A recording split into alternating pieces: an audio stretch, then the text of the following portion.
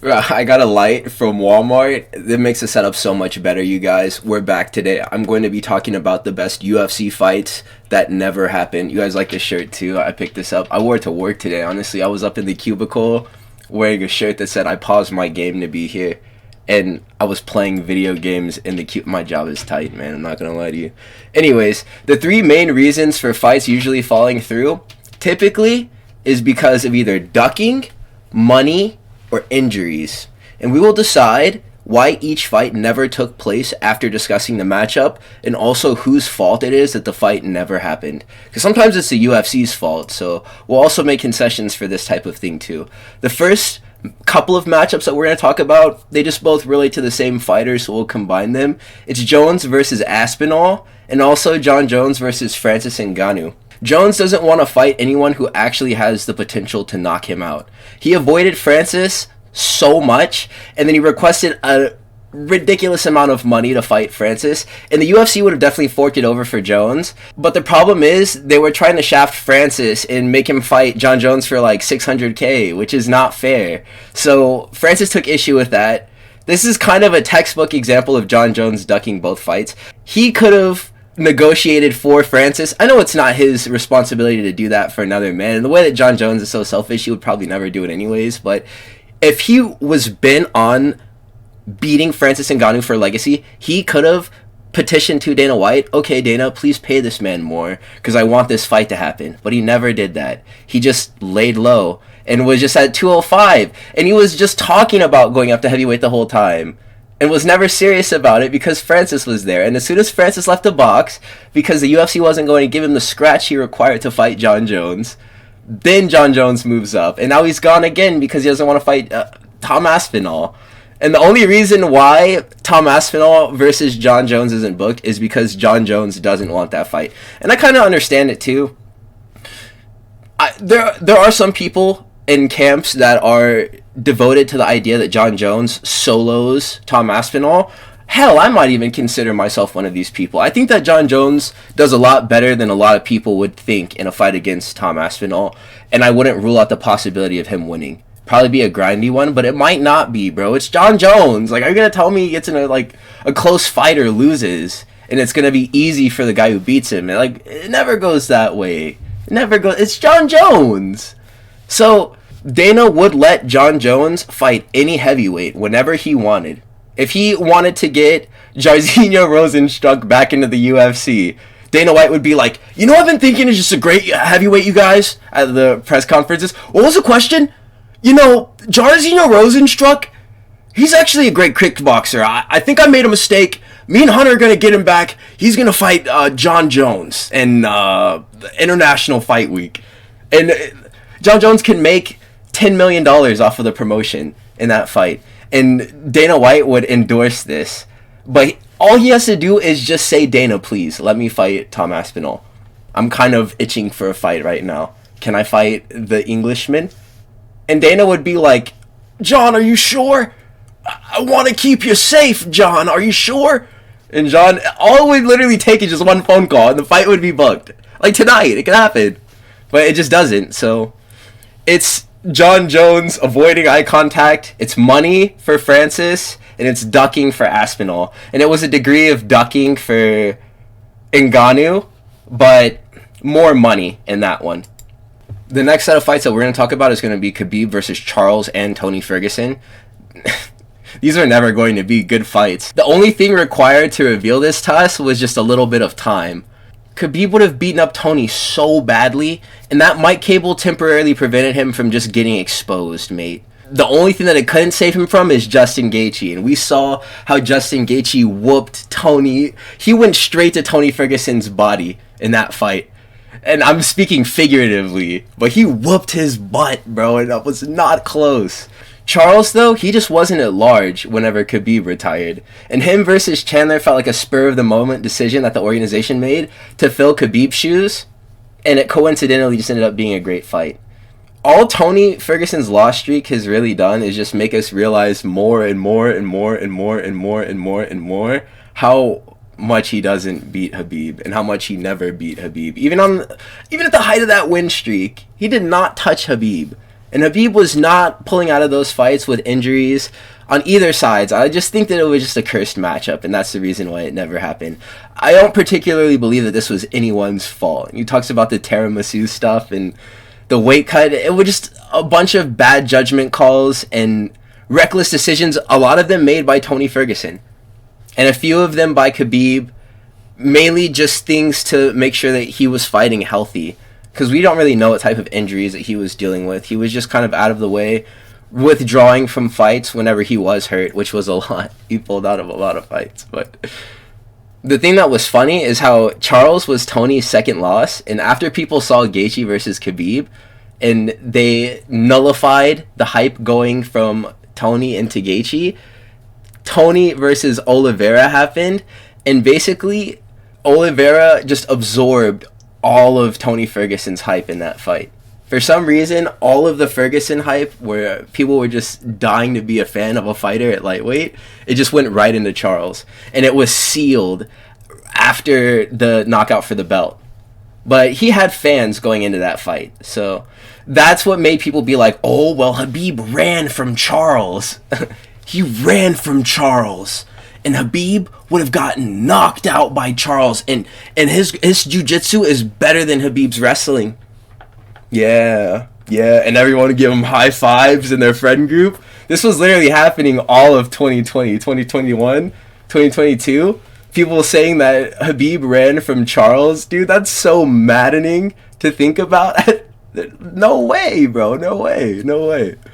And we literally saw what happens whenever Charles fights these mountain grapplers. He just recently lost to Arman, and that boy Khabib just said, "All right, you think that Charles can beat me?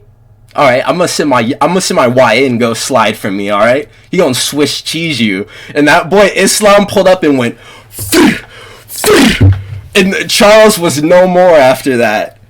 So I don't know how we're still convinced that this fight with Charles and Khabib would have been close. There's no shot that it would have ever been competitive. Khabib would have come out, double-legged the hell out of Charles, hoisted his ass up in the air, and had him in a go-go plata by the time they hit the ground. So injuries was the reason why the Tony Ferguson fight didn't happen. The final pullout was Tony Ferguson tripping over that telephone cable, and then COVID happened, so that was another thing, the reason why this fight didn't happen. And then retirement. Khabib kind of just got out of there, so there's kind of an asterisk left behind all of the potential fights that he could have had, which isn't very many. And we know where these fighters place now with a little bit more time. So the next matchup that we're going to discuss is going to be Conor McGregor versus Michael Chandler. And this is sad because Chandler lost so much time waiting for Conor. But I think it's so funny how the UFC understood that the way to preserve Michael Chandler's market value was just to not let him fight. No, you don't get to fight. Or if it was his decision, I'm not sure whose decision it was, but if it was the organization saying, dude, I know that if I give you a fight with a contender who can knock you out, he's probably going to knock you out and embarrass you. And if I give you 3 more fights with 3 more different contenders who can knock you out and embarrass you, they probably do the same thing. And then Conor McGregor isn't interested in this fight. So what I'm going to have to do is shelf you for 2.5 years, and you're just going to waste this time. And you're just going to... And if you do fight, you better get on that mic and call for Conor. Imagine if Michael Chandler was just an industry plant meant to get Conor McGregor back to the sport, and he failed. Some CIA sleeper agent that they embedded into the lightweight division just to get Conor McGregor serious about MMA. Because this guy is just Chad Mendes, but just dumb. He's just dumb Chad Mendes. And Chad Mendes doesn't even have crazy high fight IQ. And that's the reason why they were like, bro, fight Michael Chandler. Because they want the old McGregor magic back, and they thought that this was the exact guy. And they were right. This would have been an amazing fight. But quite frankly, Conor McGregor is just more interested in fighting Jake Gyllenhaal. And we lost Conor McGregor to cocaine, man. This fight will never happen. Realistically, we lost him to the 3rd Anderson Silva leg break recorded in the UFC octagon. And that's what we lost him to. That was a horrible injury that he suffered. So hopefully he's doing well in the recovery for that, amongst looking like this at all the sporting events that you see him in online. He's got those crazy eyes, bro. Do you remember whenever he was talking to Ronaldo, how he looked in that conversation? Bro, like, chill out, bro, chill out. So Chandler will always dream of the red panty night.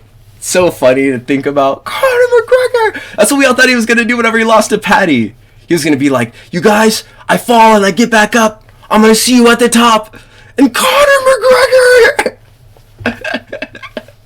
Bro, you'd fight him in a heartbeat if you could. The next fight that we're going to talk about is Ilia Topuria versus Paddy Pimblett. Let me get this out the way and just say, there's very few reasons why this fight can't happen now after UFC 314. Maybe not like right now, but in the near future. It does actually make sense. Granted, Ilia Topuria is a lightweight, and Paddy Pimblett is a top-ranked lightweight now. So, the hand sanitizer bottle moment in the Fighter Hotel was maybe one of the best... was maybe one of the best moments we've gotten out of a fight week ever, dude. Whenever he chucked the hand sanitizer bottle at him, because he was calling him hand sanitizer man and hand sanitizer bottle man, and he was asking him in the interview like, yeah, you remember whenever I threw that hand sanitizer bottle at you? And the crowd was going, oh.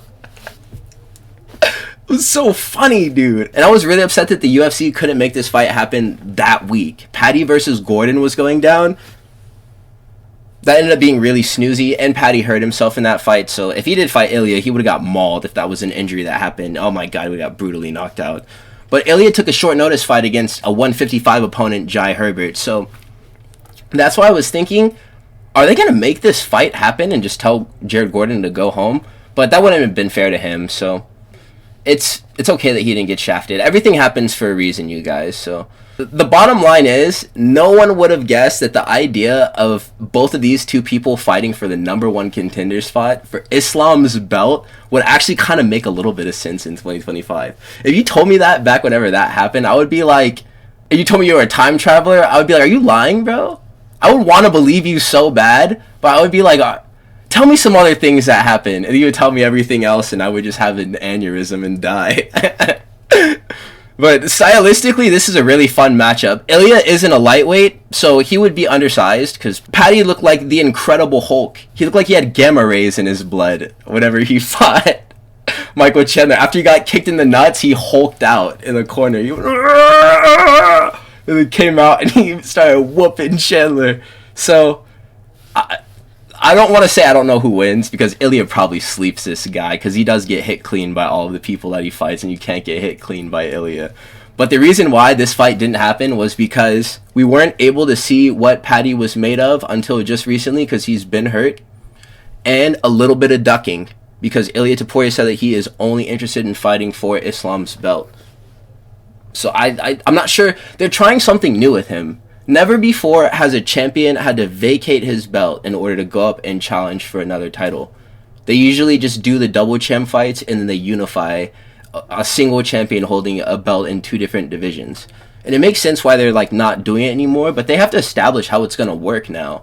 And this is driving me kind of crazy, because what are they doing with Ilia Topuria?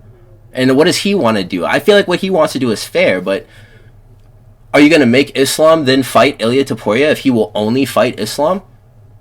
Or are you just going to let Islam fight Armin and then go up and fight JDM? Like, what's the deal, man? Like, we need some closure here. Is Islam going to have the BMF belt, the 155 belt, and the 170 belt by the end of this? I don't know. But we need some answers, you guys. And the only way we get answers is by them making the fight. So that's what I'd like to see. There's no reason why this fight can't happen. And nobody's really ducking because it hasn't really been presented yet. But this is an idea, you know. It's a start. The fact that things have happened the way that they have. So the next fight that we'll talk about, which doesn't have any hype behind it at all, is Alex Pereira versus Israel Adesanya 3. I'm telling you, nobody cares about seeing this, and it's not because it's not an interesting matchup. It's just it doesn't make sense at all. This is never going to happen, you guys. Both will retire very soon. And Izzy is on a run of just kind of becoming best friends with all of his old ops. And he doesn't even dislike Pereira anymore. He doesn't even dislike Whitaker. He'd probably kick it with Paulo Costa today. All of his old enemy, like rivals at 185, he's just chilling with them now and drinking beers with them.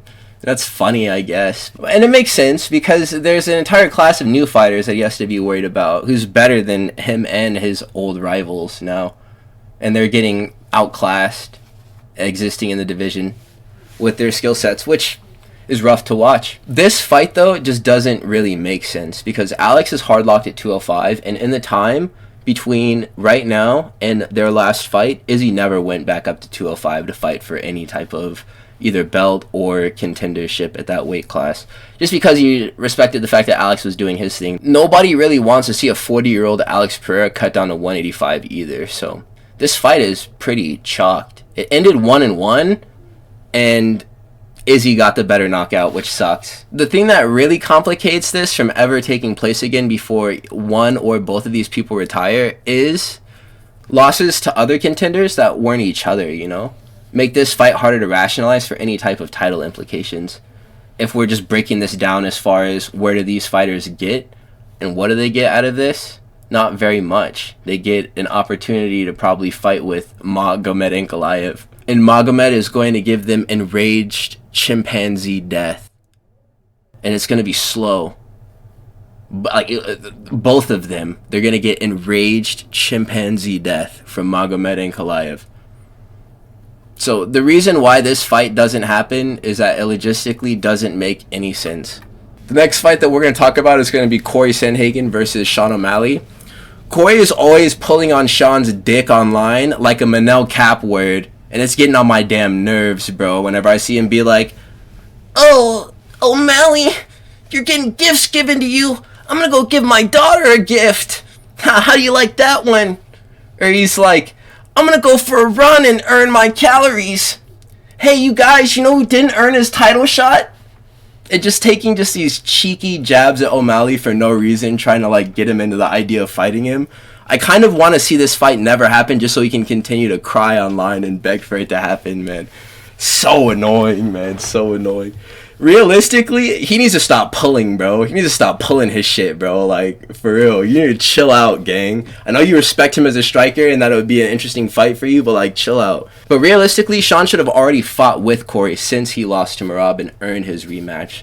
But they're likely saving O'Malley's first fight after losing to Merab to be Corey Sandhagen. And this would look like two wizards fighting, basically. And this is the best striking matchup in bantamweight, because these are actually just two severely dehydrated featherweights. And Corey probably gets worked in this fight just because he doesn't have power at all in his hands. And Sean O'Malley does throw hammers. And Corey Sandhagen is a pillow puncher. His only advantage would be in the grappling, but I'm not sure if he could neutralize the offense on the feet of Sean O'Malley before he's able to get the fight to the ground and control or submit him. I would say the reason why this doesn't happen is because of the UFC promotion and their want for money, and a little bit of ducking on Sean O'Malley's part and just being down to play their game with and getting himself back to the title instead of fighting with other contenders. So it's not necessarily like he's ducking, more so, as I interpret it, that he's just kind of taking what's given to him. And he's favored by Dana White, so why would you not just go along with it, I guess? He's just suffering from success right now. In the eyes of the public, he's being criticized, but everyone would do what he is doing right now. If you were not offered an opportunity to fight for a belt, even if you didn't deserve your rematch and you might be kind of sure that you'd lose again, would you not go and roll those dice on just a little bit of confidence that your skill set might be enough to do what you need to do? I would try. I mean, maybe. Why not? Why not? I don't think he's a dare to be great. In your life, I want you to go outside tomorrow. If it's a nighttime, if it's a daytime, go outside and dare to be great. Go do something that's big and scary.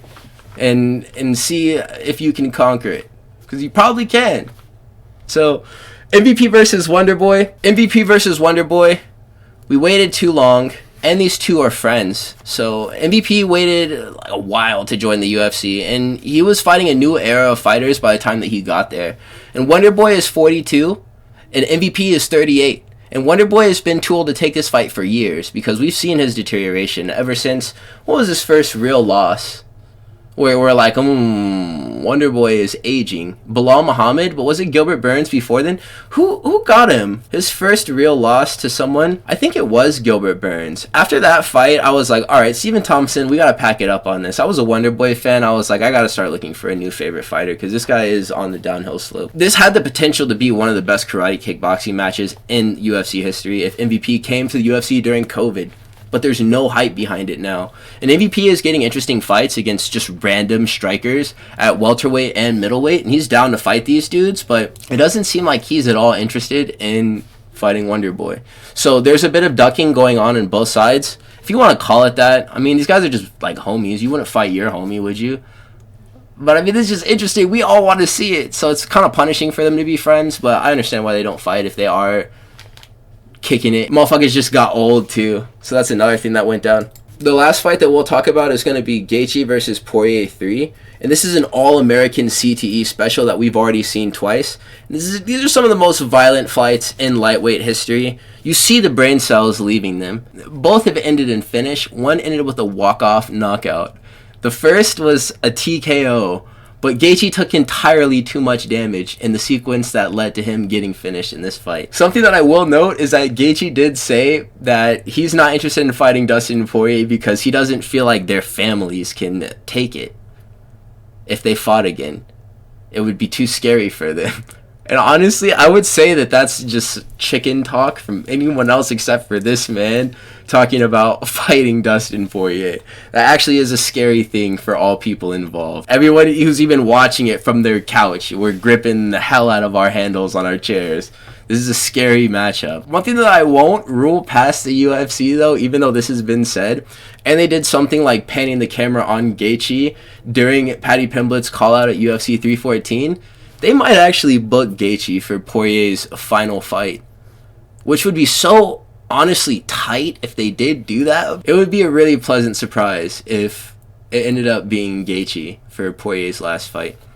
There's really not much left for both fighters in MMA, and it could be both of their last fights, win or lose, no matter how the fight goes. So I would say I feel like Poirier is down to rematch in Trilogy, and this is the only fight that really makes sense. If I'm Poirier, I like my odds in this third fight. After the Holloway knockout, Gaethje has come back and fought Fiziev, but there's less of a thudding and dropping power threat out of Fiziev that Poirier has and that Max Holloway has in bursts with big setups to very explosive strikes that he can land, like jumping back kicks to the nose. Poirier can send straight punches down the pipe and produce that same type of damage. If I'm Poirier, I want this fight for legacy. I'm not sure ultimately who they'll have him fight. The reason why this fight doesn't take place is mainly because of Gaethje if it never fruits, because of retirement on Dustin Poirier's part. He's not going to be around after his next fight. So if it's not Gaethje, we'll never get this fight. And like I said before, legitimate concerns for each other's family. So we're not going to call it ducking, man. Just because on the off event that I do see either of these people in the street and I called either of them a duck and they saw the video, I don't want to get Mortal Kombat fatality'd if I can help that. I will catch you guys in the next one. Please have a wonderful day. I don't really even know what to make of what's going on with this channel as of late. I'm glad that I can be passionate about this and work as hard as I want to towards releasing the content that I want to drop so that people can watch it. I couldn't do that on my MacBook Air. I have a PC now. It's great, and I'm very grateful for the fact that I can do this after I get home from my job, because this is what I want to do. I love this. There's not a single weekend that passes where I don't watch fights. Fighting is a large part of my life.